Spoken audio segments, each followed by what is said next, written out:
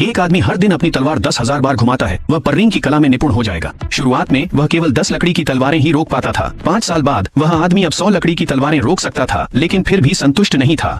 अगले 10 वर्षों तक वह हर दिन पागलों की तरह अपनी तलवार घुमाता रहा। आखिरकार उसने हर तलवारबाज की पर्रिंग की कला को अद्भुत स्तर तक सिद्ध किया। फिर भी उसे लगा कि वह कमजोर है। एक दिन जब उसने एफ रैंक साहसिकों के बारे में जाना, जो सबसे निचली श्रेणी और जिन्हें शहर से बाहर मिशन की अनुमति नहीं, वे केवल शहर के आसपास छोटे मोटे काम कर सकते थे, बिना किसी हिचकिचाहट के उसने अपना नाम लिखवा दिया।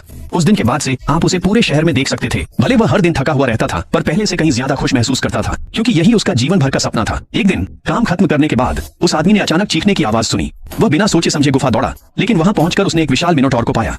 अच्छी तरह से सुसज्जित सैनिक भी इस दैत्य के सामने टिक नहीं पाए। वे सभी उसकी कुल्हाड़ी से मारे जा रहे थे। जब मिनोटॉर की नजर एक असहाय लड़की पर पड़ी, तो उस आदमी ने बिना झिझके एक पत्थर उठाया और फेंक दिया। गुस्से में भरे मिनोटॉर ने तुरंत निशाना बदला और उस पर झपट पड़ा, ताकि लड़की को भागने समय मिल सके। आदमी दौड़ता रहा, स्वाभाविक रूप से अपनी पर्री कला का इस्तेमाल करता रहा।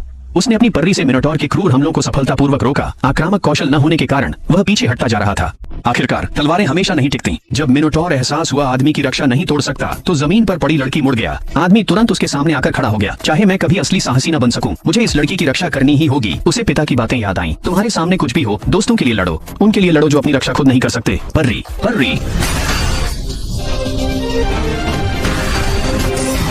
जैसे ही मिनोटॉर जमीन पर गिरा, आदमी की पर्री करने की कला पहली बार इस दुनिया में चमकी, लेकिन फिर भी वह नतीजे से खुश नहीं था। उसके मन में था, अगर वह सिर्फ एक राक्षस से लड़ने में ही इतना जूझ गया, तो वह इस दुनिया में साहसिक यात्रा के लायक कैसे हो सकता है। हार महसूस करते हुए आदमी ने लड़की का धन्यवाद अनसुना कर दिया, मुड़ा और जंगल में गायब हो गया।